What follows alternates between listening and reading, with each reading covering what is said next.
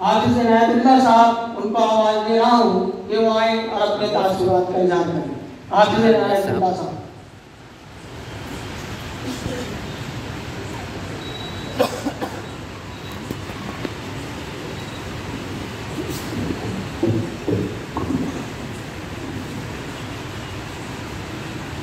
السلام علیکم ورحمۃ اللہ وبرکاتہ.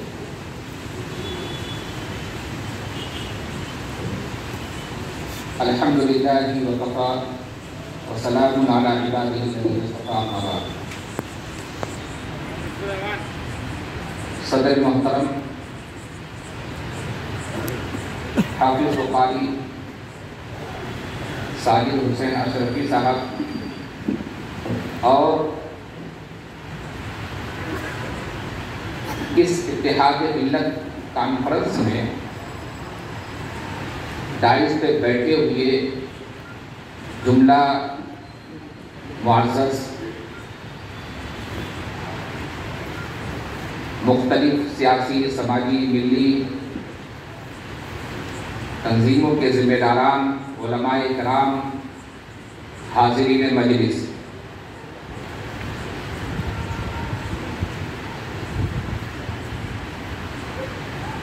میں ان جملوں سے اپنی بات کی شروعات کروں. آج کا یہ منظر دیکھنے کے بعد جو خوشی محسوس ہو رہی ہے اس کو میں اپنے لفظوں میں بیان نہیں کر سکتا.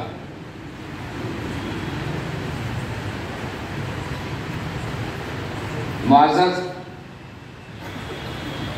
جملہ سامعین، آج جو ملک کے حالات ہیں اور جن حالات کے تحت، جس کے پس منظر میں آج کا یہ اتحاد اور جو اس کی شروعات ہو رہی ہے، قابل مبارکباد ہیں ہمارے اطہر حسین اشرفی صاحب اور اشرف اکیڈمی کے جتنے بھی جملہ ذمہ داران ہیں. میں تمام ہی لوگوں کو جمعیت اہل حدیث کی طرف سے مبارکباد پیش کرتا ہوں. اور میں آج اس مجلس میں یہ بتا دینا بہت ضروری اور اہم سمجھتا ہوں کہ کلمے کی بنیاد پہ اتحاد کی بات جب بھی، جہاں بھی، جیسے بھی محسوس کی جائے گی، دعوت دینے والا کوئی بھی ہو، ہم اپنی ذات سے اٹھ کر کے ہمیشہ ملت کے لیے، قوم کے لیے اپنے آپ کو پیش کرنے کے لیے تیار تھے، تیار ہیں اور تیار رہیں گے انشاءاللہ. میں جمعیت اہل حدیث کی طرف سے اتحاد ملت کانفرنس کو مکمل تائید اور حمایت کا اعلان کرتا ہوں. مختلف مواقع پر، مختلف پروگرام میں جانے کا موقع ملتا ہے، خوشیاں ہوتی ہیں، اپنی بات کہی جاتی ہے. لیکن آج کا یہ جو موقع ہے، میرے پہلے معزز جو بھی خطیب لوگ تھے، جن لوگوں نے بھی اپنی باتیں کی، بہت اچھے انداز میں اپنی باتیں انہوں نے رکھی ہے، اور اس کی غرض و غایت کو بیان کرتے ہوئے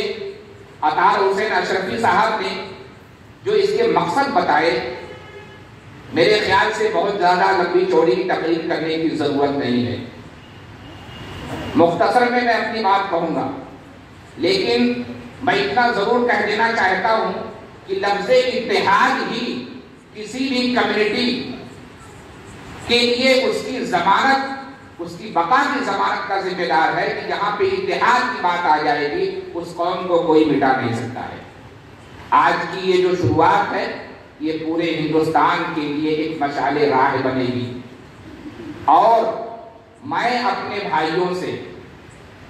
بالخصوص علماء کرام سے، سیاسی سماجی ذمہ داران سے یہ بات بہت ذمہ داری سے کہہ دینا چاہتا ہوں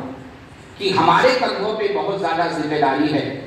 ہمیں ہمارے درمیان کہیں پہ بھی کوئی بھی قسم کی اختلافی معاملات آتے ہیں تو ہمیں اس کو بہت زیادہ عوامی مسائل نہ بناتے ہوئے آپس میں اپنی ذمہ داری کے تحت اس کو حل کر لینا چاہیے، نہ کہ اپنے معاملات کو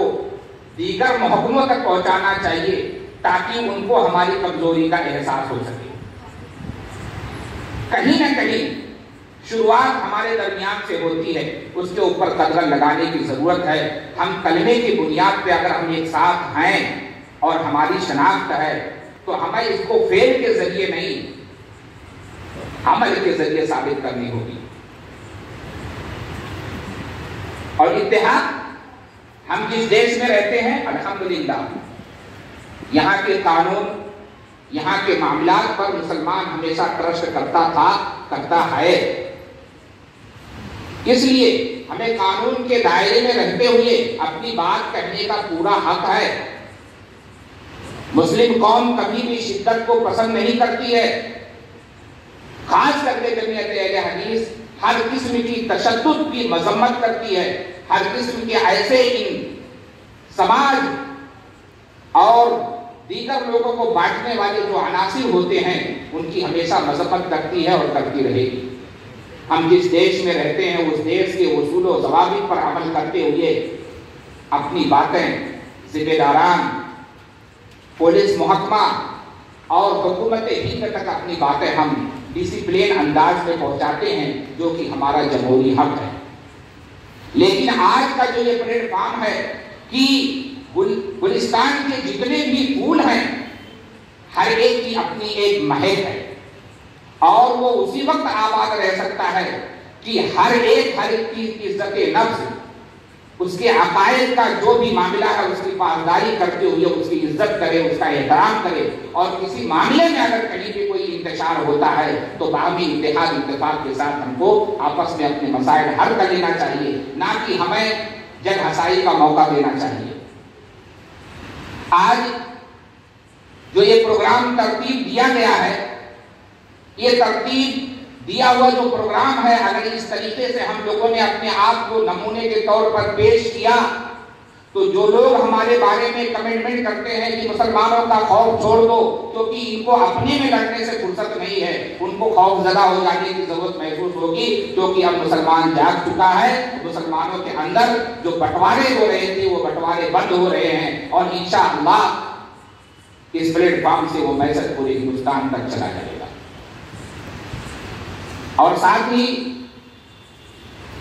میں جمعیت اہل حدیث کے ساتھ ساتھ جماعتی تنظیم کا نمائندہ ہونے کے ناطے بھی ایک بات کہہ دینا چاہتا ہوں کہ ہماری ایکٹیویٹیز کوئی بھی دیش کے خلاف نہیں ہے، اس کے قانون کے خلاف نہیں ہے، اس کے کسی پلین کے خلاف نہیں ہے۔ ہم نے ہمیشہ امن چاہا ہے اور امن کے ساتھ ہم نے کام کیا ہے اور امن کے ساتھ ہم کام کرتے رہیں گے۔ ہمارے اس پلیٹ فارم سے کسی بھی مشورے کو بہت زیادہ خوفزدہ ہونے کی ضرورت نہیں ہے۔ یہاں پہ شہر کے تمام ہی سرکردہ سیاسی، سماجی، دینی اور تمام ہی مسلک کے لوگ بیٹھے ہوئے ہیں، جو ایک پیغام ہے کہ ہم امن چاہتے ہیں، بھائی چارگی چاہتے ہیں، شانتی چاہتے ہیں، اتحاد چاہتے ہیں۔ مسلم لوگوں کے اتحاد کے ساتھ ساتھ ان برادران وطن کے ساتھ بھی ہم اتحاد چاہتے ہیں، جو امن اور شانتی کے ساتھ اس دیش کو پھلتا اور پھولتا دیکھنا چاہتے ہیں۔ اگر کہیں پہ بھی تشدد ہوتا ہے، چاہے وہ مسلم میں ہو یا غیر مسلم میں ہو یا کسی بھی سماج میں ہو، کسی بھی برادری میں ہو، کسی بھی جمعیت میں ہو، کسی بھی معاملے میں ہو، مسلم قوم کبھی اس چیز کی حمایت نہ کرتی تھی اور نہ کرے گی۔ آج کا یہ پروگرام اپنے آپ میں ایک اتہاس لکھے گا، اپنے آپ میں ایک نمایاں مقام رکھے گا۔ میں ایک بار پھر جتنے بھی لوگ ملت کا درد رکھتے ہوئے، چاہے وہ مہمان کے طور پر، میزبان کے طور پر، سامعین کے طور پر یا کسی بھی قسم کی ایکٹیویٹیز دینے کے لیے یہاں پہ شامل ہیں، میں دل کی امید گہرائیوں سے تمام ہی لوگوں کا خیر مقدم کرتا ہوں اور شکریہ ادا کرتا ہوں۔ اور میں آپ لوگوں کو ایک بات کہہ دینا چاہتا ہوں کہ دنیا میں بہت سارے کام ہیں، ہر جمعیت، ہر گروہ، کنبے، ادارے اپنا اپنا کام کرتی رہتی ہے، لیکن یہ جو کام ہے اس کی برابری کوئی بھی کام نہیں کر سکتا، کیونکہ آپس میں جوڑ دینا یہ بڑا عظیم کام ہے اور یہ کسی کو بتانے کی ضرورت نہیں ہے. میں امید کرتا ہوں یہ جو ڈائس پہ بیٹھے ہوئے سیاسی سماجی اور ذمہ داران جو بیٹھے ہوئے ہیں، ان کی بولنے کی ٹونی الگ ہو سکتی ہے، انداز الگ ہو سکتا ہے، لہجہ الگ ہو سکتا ہے، بات کہنے کی ترتیب الگ ہو سکتی ہے، لیکن سب کے کہنے کا یہ جو مقصد ہے آج کے وقت میں